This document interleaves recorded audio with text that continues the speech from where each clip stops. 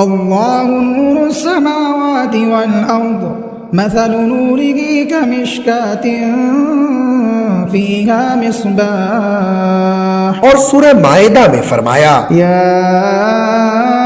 ایھا الرسول بلغ ما انزل الیک من ربک۔ السلام علیکم ورحمۃ اللہ وبرکاتہ، میں ہوں آپ کا میزبان محمد شاہد رحمانی۔ آج مرخہ 24 مئی ہے، پیش ہے دوربین کی تازہ ترین پیشکش۔ آج دوربین کے اہم موضوعات ہیں۔ لوک سبھا انتخابات کے پیش نظر دہلی میں سیکورٹی کا خاص انتظام کیا گیا ہے۔ دارالحکومت میں 51 پیراملٹری کمپنیاں، 17,500 ہوم گارڈ اور پولنگ سینٹر پر 33,000 پولیس تعینات کیے گئے ہیں۔ آج کی دوربین میں دیکھیے انتخابات کے پیش نظر دہلی کے حالات۔ مہاراشٹر میں ندی میں غرقاب بچوں کا ریسکیو کرنے نکلی SDRF کی کشتی پلٹ گئی، جس میں 3 نوجوان کی موت ہو گئی ہے جبکہ 2 کی تلاش جاری ہے۔ تفصیلات میں دیکھیے تازہ صورتحال۔ کانگریس پارٹی کے صدر راہل گاندھی کا کہنا ہے کہ اگنی ویر اسکیم فوج کے خلاف ہے، اقتدار میں آئے تو پھاڑ کر کوڑے دان میں پھینک دیں گے۔ انہوں نے مزید کیا کچھ کہا، تفصیلات میں ضرور دیکھیے۔ راہل گاندھی نے کنہیا کمار کی حمایت میں دہلی کے دلشاد گارڈن میں جلسہ عام سے خطاب کیا۔ دریاسنا راہل گاندھی نے عوام سے کانگریس عام آدمی پارٹی اتحاد کو کامیاب بنانے کی اپیل کی ہے۔ ADR کی رپورٹ کے مطابق لوک سبھا انتخابات 2024 کے 7ویں مرحلے میں کل 904 امیدواروں میں سے 95 خواتین امیدوار ہیں۔ ان میں سے 190 کے خلاف مجرمانہ مقدمات درج ہے جبکہ 299 امیدوار کروڑ پتی ہیں۔ تمام امیدواروں کے سلسلے میں کچھ دلچسپ معلومات، آج کی دوربین کی خصوصی پیشکش۔ آج دوربین میں دیکھیے گا کہ کیا پاکستان مخالف بیان بازی بھارتی انتخابات کو متاثر کرے گی۔ انتخابات میں اب تک پاکستان مخالف بیانات ماضی کی طرح جذبات کو بھڑکانے میں ناکام رہے ہیں، تاہم وزیر اعظم نریندر مودی کی پارٹی BJP کا اس سلسلے میں کیا کہنا ہے، تفصیلات میں ضرور دیکھیے۔ جنوبی سوڈان میں پاکستان امن فوجیوں کو اقوام متحدہ کا اعزاز دیا گیا ہے۔ اقوام متحدہ کے مشن میں خدمت انجام دینے والے پاکستانی امن فوجیوں کو دیا گیا ہے۔ چین تائیوان کے نئے صدر لائی چنگ تھی کے حلف لینے کے 3 دن بعد شروع ہونے والی فوجی مشقوں کو بیجنگ نے علیحدگی پسندانہ کارروائیوں کی سخت سزا قرار دیا ہے۔ تائیوان نے اس غیر معقول اشتعال انگیزی کی مذمت کی ہے۔ برطانیہ میں عام انتخابات جولائی میں کرانے کا فیصلہ کیا گیا ہے۔ تمام طرح کی قیاس آرائیوں کے درمیان برطانوی وزیر اعظم رشی سونک کے دفتر نے بالآخر عام انتخابات کی تاریخ کا اعلان کر دیا ہے۔ افغان طالبان نے چابہار بندرگاہ معاہدے کا خیر مقدم کیا ہے۔ ان کا کہنا ہے کہ کراچی پر افغانستان کا انحصار کم ہوگا۔ افغانستان کی طالبان حکومت نے بھارت ایران کے بیچ ہونے والا چابہار بندرگاہ معاہدے کا استقبال کیا اور اسے افغانستان کے لیے فائدہ مند بتایا۔ دیکھیے خاص رپورٹ۔ آپ ہمیں YouTube پر دیکھنے کے علاوہ ہمارے تمام سوشل میڈیا پیجز پر بھی فالو کر سکتے ہیں۔ آپ فکر و نظر اردو کا پروگرام دوربین دیکھ رہے ہیں۔ دارالحکومت دہلی میں 25 مئی کو سبھی 7 لوک سبھا سیٹوں کے لیے ووٹ ڈالے جائیں گے۔ اس کے لیے سبھی تیاریاں تقریباً مکمل کر لی گئی ہیں۔ DCP election cell Delhi police Sanjay Sehrawat نے اس تعلق سے میڈیا کو کچھ اہم جانکاریاں دی ہیں۔ انہوں نے بتایا کہ پولنگ مراکز پر مہیا کی جانے والی سہولیات اور سیکورٹی کا خاص انتظام کیا گیا ہے۔ دہلی میں مجموعی طور پر 2628 پولنگ مراکز بنائے گئے ہیں، جن میں 429 پولنگ مراکز انتہائی حساس ہے۔ انتخابی عمل کو بہتر انداز میں انجام دینے کے لیے سیکورٹی کے پختہ انتظامات کیے گئے ہیں۔ اس کے لیے 33,000 پولیس اہلکاروں کی تعیناتی کی گئی ہے۔ سبھی جگہ 24 گھنٹے مانیٹرنگ کی جا سکے، اس لیے CCTV بھی لگائے گئے ہیں۔ DCP الیکشن سیل کے مطابق پولنگ مراکز پر 33,000 پولیس اہلکار کی تعیناتی کی جائے گی تاکہ کسی بھی طرح کی انہونی سے بچایا جا سکے۔ ان سیکورٹی اہلکار کو ملک کے الگ الگ ریاستوں سے بلایا جائے گا، جن میں راجستھان، مدھیہ پردیش اور اتراکھنڈ شامل ہے۔ ان کے علاوہ 51 پیراملٹری کی کمپنیوں کو بھی سیکورٹی انتظامات میں شامل کیا گیا ہے۔ انتخاب کے دن 17,500 ہوم گارڈز کو بھی تعینات کیا جائے گا، جنہیں الگ الگ ریاستوں سے بلایا گیا ہے۔ ساتھ ہی راجدھانی میں پولنگ مراکز کی نگرانی ڈرون سے بھی کی جائے گی۔ महाराष्ट्र के अहमदनगर वाक़े परवारा नदी में गरक़ाब 2 बच्चों की तलाश में निकली SDRF नौजवान की टीम से भरी कश्ती डूब गई। इस हादसे में कश्ती पर सवार 3 नौजवान की मौत हो गई, जबकि 2 अफराद की तलाश हनूज जारी है। बताया जाता है कि नदी में पानी की तेज बहाव के सबब कश्ती पलट गई और यह हादसा पेश आया। मीडिया रिपोर्ट के मुताबिक 2 बच्चों की डूबने की खबर मिलने के बाद मौके पर SDRF की टीम चलाई गई। तलाशी में मुहिम के दौरान एक बच्चे की लाश बरामद भी हुई और दूसरी लाश की तलाश जारी थी। SDRF की टीम ने 23 मई की सुबह 6 बजे से सर्च ऑपरेशन शुरू किया था। इस पूरे वाकये में मजमूई तौर पर अब तक 5 अफराद की मौत हो गई है, जिसमें 2 बच्चे और 3 नौजवान शामिल हैं। 2 जवान जख्मी भी हुए हैं, जिनका अस्पताल में इलाज चल रहा है। लोकसभा इंतखाबात 2024 के लिए दिल्ली में होने वाले छठे मरहले के वोटिंग से कबल इंतखाबी मुहिम से दिल्ली की सियासी फिजा इंडिया अलायंस के हक में नजर आ रही है। कांग्रेस और आम आदमी पार्टी ने अपनी पूरी ताकत झोंक दी है। इसके तहत कांग्रेस के रहनुमा राहुल गांधी ने जुमेरात 23 मई को शुमाल मशरक़ी दिल्ली लोकसभा सीट से कांग्रेस के उम्मीदवार कन्हैया कुमार के लिए दिलशाद गार्डन में एक जलसे आम से खिताब किया, जिसमें उन्होंने PM मोदी पर शदीद नुक्ताचीनी की। राहुल गांधी ने कहा कि जब मुल्क में कोरोना से लोग दम तोड़ रहे थे तो ये थाली बजाने और टॉर्च चलाने के लिए कह रहे थे। राहुल गांधी ने मजीद कहा कि परमात्मा ने जिन्हें भेजा है वो सिर्फ 22 लोगों के लिए काम करते हैं। गरीब आवाम 24 घंटे हाथ जोड़कर कर्ज की माफी मांगते हैं, तालीम मांगते हैं और नरेंद्र मोदी सिर्फ देखते रहते हैं। वो सिर्फ अंबानी और अडानी के लिए स्कीम लाते हैं, सिर्फ सनतकारों का कर्ज माफ करते हैं। राहुल गांधी ने अग्निवीर स्कीम का जिक्र करते हुए कहा कि ये फौज के खिलाफ है, अगर हमारी हुकूमत बनी तो इसे फाड़ कर कूड़ेदान में फेंक देंगे। उन्होंने कहा कि हम इसे खत्म करने वाले हैं क्योंकि ये नरेंद्र मोदी लाए हैं, फौज नहीं लाई है। दिल्ली में इंतखाबी मुहिम के आखिरी दिन कांग्रेस रहनुमा राहुल गांधी ने कन्हैया कुमार की हिमायत में जलसे आम से खिताब किया। इस जलसे में राहुल गांधी ने PM मोदी पर कई जबानी हमले किए। उन्होंने कांग्रेस कारकुनानों से कहा कि दिल्ली की तमाम 7 सीटें जीतनी है, आम आदमी पार्टी और कांग्रेस के कारकुनानों को मिलकर काम करना चाहिए। उन्होंने आवाम से कन्हैया कुमार को वोट देने की अपील की। खवातीन का जिक्र करते हुए उन्होंने कहा कि खवातीन दिन में 16 घंटा काम करती है, इसलिए मुल्क की करोड़ों खवातीन को करोड़पति बनाने के लिए कांग्रेस हर साल खवातीन के खाते में 1 लाख रुपये जमा कराएगी। साथ ही उन्होंने बीजेपी और RSS को भी शदीद तनकीद का निशाना बनाया। उन्होंने आइन को तब्दील करने के बारे में भी खबरदार किया और कहा कि अगर ऐसा हुआ तो हम देख लेंगे कि क्या होता है। उन्होंने कहा कि इलेक्शन में लड़ाई आइन को बचाने की है।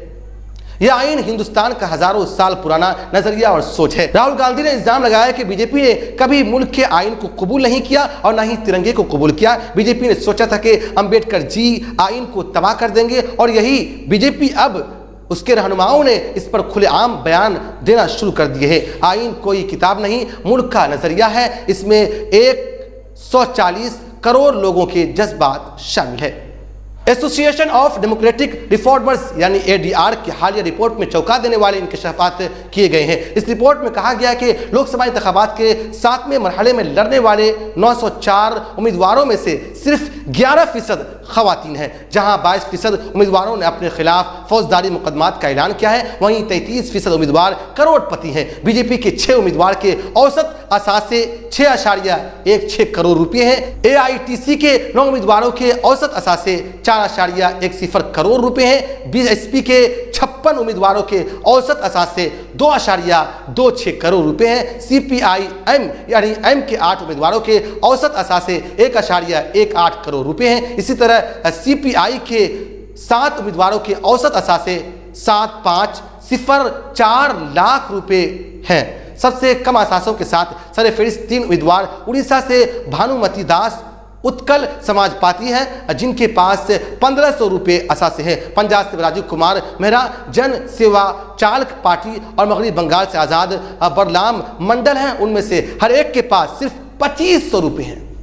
भारतीय इंतखाबात अब अपने आखिरी मरहले में है और इस मुनासिबत से एक पुरानी वीडियो फुटेज जिनमें हिज़्ब इख्तिलाफ कांग्रेस पार्टी के रहनुमा मणिशंकर अय्यर का पाकिस्तान से मुतालिक एक बयान शामिल है, दोबारा गर्दिश कर रहा है। इस वीडियो में तजुर्बाकार कांग्रेस रहनुमा मणिशंकर अय्यर पाकिस्तान को भारत का सबसे बड़ा असासा करार देते हुए इस बात की वकालत करते हैं कि भारत को पाकिस्तान के साथ बातचीत दोबारा शुरू करना चाहिए। بھارت کے زیر انتظام کشمیر کے بھی بیشتر رہنما منی شنکر کے خیالات کی حمایت کرتے ہیں۔ اس ویڈیو کے دوبارہ منظر عام پر آنے کے بعد ہی وزیر اعظم نریندر مودی اور ان کی ہندو قوم پرست بھارتیہ جنتا پارٹی کے رہنما انتخابی مہم کے دوران کانگریس پارٹی کو پاکستان کے لیے نرم رویہ رکھنے کے طور پر پیش کرنے کی کوشش کر رہے ہیں۔ گزشتہ ہفتے مودی نے ریاست بہار میں ایک ریلی میں کانگریس پر سخت نکتہ چینی کرتے ہوئے کہا کہ اگر پاکستان چوڑیاں نہیں پہن رہا ہے تو انہیں ہم چوڑیاں پہنا دیں گے۔ اس کے پاس آٹا نہیں ہے، اس کے پاس بجلی نہیں ہے، اب مجھے معلوم ہوا کہ ان کے پاس چوریوں کی بھی کمی ہے۔ مودی کا یہ بھی دعویٰ ہے کہ دہشت گردی سے نمٹنے کے حوالے سے ان کی حکومت نقطۂ نظر سے کانگریس کے برسوں اقتدار کے مقابلے میں کافی بڑی تبدیلی آئی ہے۔ الیکشن کے موسم میں پاکستان مخالف جذبات اب تک پوری طرح بھڑک نہیں سکے، البتہ بھارت کا پڑوسی ملک ایک بار پھر سے بھارتی سیاستدانوں کا ایک مناسب پنچنگ بیگ بن چکا ہے۔ انتخابی ریلیوں کے دوران حکمراں جماعت بار بار پاکستان کا ذکر کر کے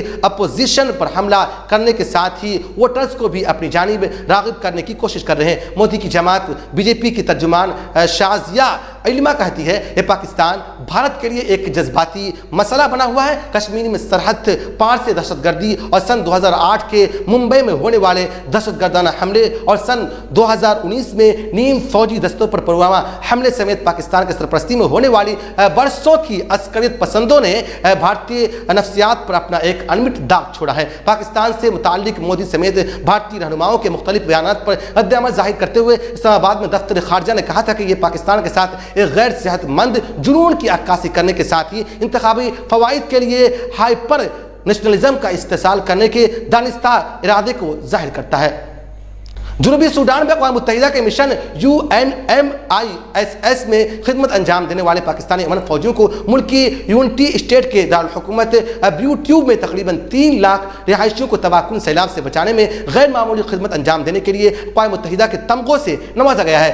اس سلسلے میں منگل کے روز نیو یارک میں اقوام متحدہ کے ہیڈ کوارٹرز زمیں ایک تقریب کے دوران پاکستانی امن فوج کے اعزازات سے نوازا گیا۔